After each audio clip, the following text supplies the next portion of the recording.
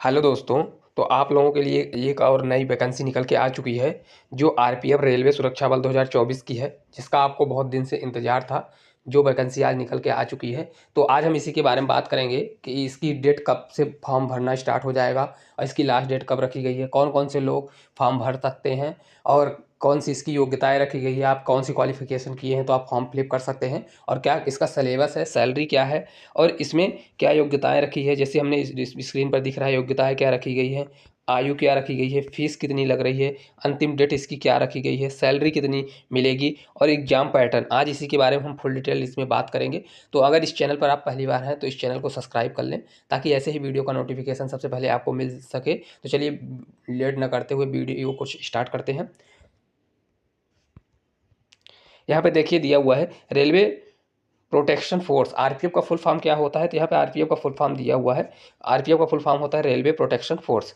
RRB railway RPF constable sub inspector SI requirement 2024, ये sub inspector और constable दोनों के लिए वैकेंसी निकली है। तो इसी के बारे में अपन बात करते हैं। चलिए आगे, चलिए आरपीएफ के बारे में कुछ थोड़ा डिटेल पता कर लेते हैं क्या है।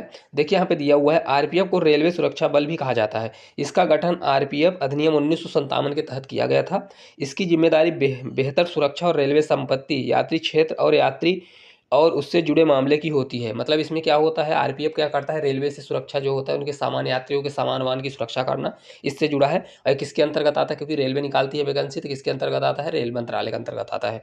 तो चलिए हम इसके आगे बात करते हैं कि इसका फॉर्म फिलअप कब से होना स्टार्ट हो जाएगा।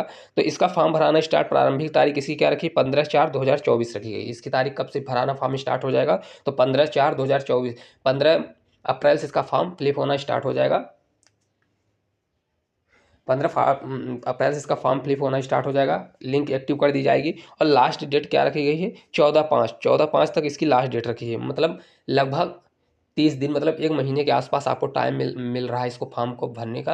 तो फॉर्म जल्दी फिलअप कर लें क्योंकि इसका सर्वर डाउन हो जाता है। चलिए आगे देखते हैं। तो आगे यहाँ पे एग्जाम पेपर की डेट क्या रखी गई है, तो एग्जाम पेपर की डेट अभी नहीं बताई गई है।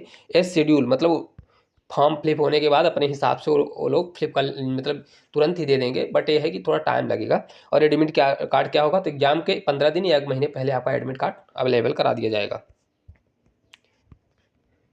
चलिए एप्लीकेशन फीस की बात करते हैं कि कौन से, कि किसको कितना लग रहा है। तो यूआर ओबीसी और ईडब्ल्यूएस के लिए कितना लग रहा है, तो 500 रुपये लग रहा है। मतलब जनरल, ओबीसी और पिछड़ा वर्ग के लिए कितना लग रहा है, 500 रुपये लग रहा है। और एससी एसटी के लिए कितने रुपये लग रहा है, 250 रुपये लग रहा है। ऑल कैटेगरी फीमेल, फीमेल किसी भी कैटेगरी, चाहे ओबीसी की हो, चाहे जनरल की हो, चाहे एसटी एससी की हो, कितने रुपए लग रहा है, तो 250 रुपये लग रहा है। अगर आपका फॉर्म गलत हो जाता है, तो अगर आपको करेक्शन करना है, फिर से उसको करेक्शन करना ही पड़ेगा। तो अगर करेक्शन करना है तो करेक्शन चार्ज कितने रुपये रखा गया है, तो इसमें 250 रुपये आपका करेक्शन चार्ज रखा गया है। इसलिए फॉर्म को फिलअप करते समय बहुत सावधानीपूर्वक फॉर्म भरें, ताकि आपका करेक्शन चार्ज इतना, देखिए कितना 250 रुपये लग रहा है, ज़्यादा लग रहा है। इसलिए पहली बार आप फॉर्म भरें तो ज़्यादा सही करके भरें ताकि आपकी गलती ना हो सके।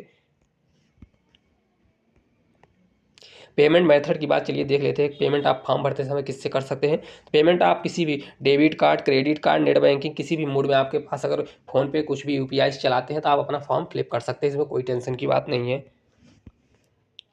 रिफंड की बात क्या होता है, रेलवे पैसा को रिफंड करता है, तो इसमें रिफंड के लिए आफ्टर बोला गया है, after they appear stage first exam they fees bill which is fixed for refund will be refuse. मतलब क्या होगा कि एक, मतलब फर्स्ट आपका एग्जाम ले लिया जाएगा, उसके बाद फिक्स्ड कर दिया जाएगा कितना, मतलब रिफंड पैसा किया जाएगा और आपके अकाउंट में पैसा रिफंड कर दिया जाएगा। चलिए आरपीएफ कांस्टेबल की, इसमें क्या है, कांस्टेबल और सब इंस्पेक्टर के लिए एज अलग अलग रखी गई है। तो पहले कांस्टेबल की अपन बात कर लेते हैं। तो कांस्टेबल की मिनिमम एज कितनी रखी गई है, तो यहाँ पे देखिए 18 वर्ष रखी गई है मिनिमम एज, और मैक्सिमम एज कितनी होनी चाहिए, 28 वर्ष रखी गई है। चलिए सब इंस्पेक्टर की बात कर लेते हैं, सब इंस्पेक्टर एसआई की बात कर लेते हैं। तो उसमें मिनिमम एज कितनी रखी गई है, 21 वर्ष, और मैक्सिमम एज कितनी रखी गई है, 28 वर्ष। मतलब दोनों की मैक्सिमम एज 28 साल ही है, लेकिन क्या है, कांस्टेबल का 18 साल के आप है तो फॉर्म फिलअप कर पाएंगे, लेकिन एसआई और सब इंस्पेक्टर का क्या है, उसमें क्या है, आप 21 साल के हैं तभी फॉर्म आप फिलअप कर पाएंगे। आयु सीमा कब से निर्धारित की जाएगी, कब से मतलब काउंटिंग की जाएगी, तो एज लिमिट कब से होगा, 1/7/2024, मतलब 1 जुलाई से आपकी एज को काउंट किया जाएगा। मतलब 1 जुलाई से माना जाएगा। यहाँ पे देखिए साफ साफ नोटिस में दिया गया है कि 1 जुलाई से आपका नोटिस वो एज काउंट किया जाएगा। क्वालिफिकेशन की बात कर लेते हैं तो सब इंस्पेक्टर एसआई के लिए क्या क्वालिफिकेशन रखा गया है, तो इसमें bachelor degree in any stream, आपके पास बैचलर डिग्री होनी चाहिए, चाहे किसी भी स्ट्रीम में आपने बैचलर डिग्री किया है, आपके पास अगर डिग्री है तो इसका फॉर्म आप फिलिप कर पाएंगे। अगर आपके पास डिग्री नहीं है, अगर 10th 12th है, तो आप इसका फॉर्म नहीं भर पाएंगे। कांस्टेबल की बात करते हैं तो कांस्टेबल में क्या है, class 10th matric exam passed form any, अगर आप किसी भी बोर्ड से 10th आप पास हैं तो आप कांस्टेबल का फॉर्म फिलअप कर सकते हैं। इसके लिए कोई वो नहीं है कि आपके पास डिग्री होना चाहिए। अगर जिसके पास क्या है, जिसके पास अगर डिग्री है तो वो दोनों फॉर्म फिलअप कर पाएगा, लेकिन जिसके पास डिग्री नहीं है तो क्या करेगा, कांस्टेबल का फॉर्म भर सकता है। चलिए टोटल पोस्ट की बात कर लेते हैं कि इसमें कितने टोटल पोस्ट निकली हुई हैं। तो टोटल पोस्ट 4660 पोस्ट, आप जैसा कि देख रहे हैं 4660 पोस्ट निकली है। तो इसमें चलिए बात कर लेते हैं कि कांस्टेबल के लिए कितनी पोस्ट निकली है और उसमें कितनी, देखिए सब इंस्पेक्टर के लिए कितनी पोस्ट निकाली गई है। सब इंस्पेक्टर के लिए 452 पोस्ट निकाली गई है। यहाँ पे देखिए लिखा हुआ है बैचलर डिग्री, इसमें आपके लिए क्या है, फॉर्म भरने के लिए बैचलर डिग्री होना आवश्यक है। और कांस्टेबल के लिए देखिए कितना रखा गया है, तो कांस्टेबल के लिए ज़्यादा पोस्ट है, 4208 टोटल पोस्ट है। तो इस प्रकार टोटल पोस्ट हो गई। चलिए हम योग्यताओं की बात कर लेते हैं कि इसमें क्या क्या एलिजिबिलिटी रखा गया है, तो क्या क्या इसका सिलेबस है। तो पहले इसमें क्या है, पेपर कैसे कंप्यूटर बेस्ड आपका पेपर लिया जाएगा। उसके बाद इसमें कौन कौन से विषय रखे गए हैं, सामान्य जागरूकता, अंकगणित, सामान्य बुद्धि और तर्क, मतलब जनरल नॉलेज जीएस और रीजनिंग और मैथ, 3 सब्जेक्ट इसमें रखे गए हैं। कुल प्रश्न कितने रहेंगे, तो इसमें कुल प्रश्न आपके 120 प्रश्न रहेंगे और अंक कितने रहेंगे, 120, मतलब एक क्वेश्चन 1 नंबर का रहेगा। और टाइम कितनी आपको दिया जाएगा, टाइम आपको 90 मिनट का दिया जाएगा। बहुविकल्पिक प्रश्न आएंगे, मतलब विकल्प एक क्वेश्चन आएगा, उसके 4 विकल्प, जैसे क्वेश्चन पेपर होते हैं उसी प्रकार का पेपर आएगा। और 90 मिनट आपको बहुत कम टाइम दिया जाएगा, 120 मिनट में दिया जाएगा। और इसके लिए आपको नेगेटिव मार्किंग भी रहेगी, 1/3 नंबर कटेंगे आपके।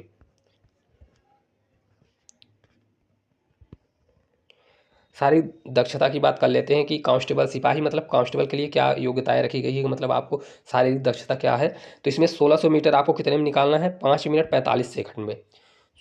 1600 मीटर की रनिंग होगी किसमें, पहले कांस्टेबल की बात कर लेते हैं फिर सब इंस्पेक्टर की बात करेंगे। तो कांस्टेबल में क्या, सिपाही के लिए क्या रखा गया है, आपको रनिंग निकालना पड़ेगा 5 मिनट 45 सेकंड में। जबकि लेडीज़ों के लिए क्या रखा गया, 800 मीटर 3 मिनट 40 सेकंड में। लेडीज़ों के लिए क्या रखा गया है, 3 मिनट 40 सेकंड में 800 मीटर। लंबी छलांग मतलब लॉन्ग जंप कितना करना है, पुरुषों के लिए 14 फीट रखी गई है और महिलाओं के लिए क्या रखा गया है, 9 फीट रखा गया है। उछाल मतलब हाई जंप कितना रखा गया है, पुरुषों के लिए 4 फीट और महिलाओं के लिए कितना रखा गया है, 3 फीट रखा गया है। अवर निरीक्षक की बात कर लेते हैं, क्या रखा गया है। अवर निरीक्षक मतलब सब इंस्पेक्टर, उसके बारे में बात कर लेते हैं। एसआई सब इंस्पेक्टर के बारे में बात कर लेते हैं, क्या दिया है, 1600 मीटर की इसमें थोड़ा टाइम की छूट दी गई है। 1600 मीटर इसमें 6 मिनट 30 सेकंड में आपको है, उतना ही 16 से मीटर है, बट ये क्या है, इसमें टाइम ज़्यादा, उसमें 5:45 दे दिया गया है, इसमें क्या है 6 मिनट 30 सेकंड दिया गया है। और लड़कियों को क्या रखा गया है, 800 मीटर कितने में, 4 मिनट में। वहाँ पे 3 मिनट कुछ सेकंड दिया गया था, यहाँ पे 4 मिनट बढ़ा दिया गया है। लॉन्ग जंप क्या है, पुरुषों के लिए 12 फीट और महिलाओं के लिए 9 फीट। वहाँ पुरुषों के लिए 14 फीट था, इसमें क्या है 12 फीट रखा गया है। उछाल उछाल मतलब हाई जंप कितना रखा गया है, पुरुषों के लिए 3 फीट 9 इंच और महिलाओं के लिए कितना रखा गया है, 3 फीट रखा गया है। तो कांस्टेबल और सब इंस्पेक्टर के शारीरिक वो देख लेते हैं कितनी हाइट योग्यताएं क्या रखी गई है। तो इसमें हाइट के लिए देखिए, हाइट क्या रखी गई है, 165 सेंटीमीटर का होना चाहिए, एक 65 का होना चाहिए। कौन, जनरल और ओबीसी। एससी एसटी के हैं तो कितना होना चाहिए, एससी एसटी वाले अगर हैं 160 सेंटीमीटर के हैं तो उसमें हो जाएंगे। और अलग सभी श्रेणियों के निर्देश के लिए कितना होना चाहिए, कुछ विशेष प्रकार की जो हैं तो उनके लिए कितना होना चाहिए, 163 सेंटीमीटर होना चाहिए। पुरुषों के लिए चेस्ट कितना होना चाहिए, यहाँ पे देखिए लिखा हुआ है, पुरुषों के लिए चेस्ट कितना होना चाहिए, 80 सेंटीमीटर नॉर्मल होना चाहिए और फुलाने पर कितना होना चाहिए, 85। ये लड़कियों का चेस्ट नहीं नापा जाता है, तो लड़कों का चेस्ट है तो चेस्ट कितना होना चाहिए, 80 से 85, फुलाने पर 85 होना चाहिए, नॉर्मल में 80 होना चाहिए। SC ST वालों के लिए क्या है, ये OBC के लिए है और जनरल वालों के लिए है। ST SC के लिए कितना है, कम से कम 76.2 होना चाहिए और मैक्सिमम कितना जाना चाहिए, उससे 5 बढ़ के मतलब 81.2 होना चाहिए। यहाँ पे विशेष ध्यान देना कि SC ST वालों के लिए छूट दी गई है, 76.2 है, और जबकि OBC और जनरल वालों के लिए 80 और 85 रखा गया। 80 मतलब नॉर्मल, फुलाने के बाद 85 होना चाहिए। चलिए हम इसके सैलरी की बात कर लेते हैं। तो पहले कांस्टेबल की सैलरी की बात कर लेते हैं कि आरपीएफ कांस्टेबल में कितनी सैलरी दी जाती है। तो इसकी सैलरी होती है 26,000 से स्टार्ट, 26,000 से 32,000 के बीच में इसकी सैलरी होती है स्टार्टिंग में। एसआई सब इंस्पेक्टर की बात कर लेते हैं कि एसआई सब इंस्पेक्टर में कितनी सैलरी दी जाती है। तो बेसिक आरपीएफ सैलरी कितनी होती है, 35,400 रुपये होती है। लेकिन एडिशनल कुछ इसमें बेनिफिट मिलते हैं, जिससे क्या होता है, इंक्लूड होकर ये 43,000 से 52,000 के आसपास हो जाती है। मतलब स्टार्टिंग में इसके पैसे कितना मिलता है सब इंस्पेक्टर के, 43,000 से कुछ एडिशनल पैसे मिलते हैं, तो उसको इंक्लूड करने के बाद क्या होता है, 43,000 से 52,000 के आसपास हो जाती है। तो इस प्रकार हमने आज बात किया कि आरपीएफ की नई भर्ती आ चुकी है। तो जिनको जिनको फॉर्म भरना, जल्दी फॉर्म भर लें। अभी तो 15 तारीख से इसका फॉर्म फिलअप होगा। तो अगर ये वीडियो आपको अच्छा लगा हो तो वीडियो को लाइक करें, शेयर करें और चैनल को सब्सक्राइब जरूर करें। Thank you.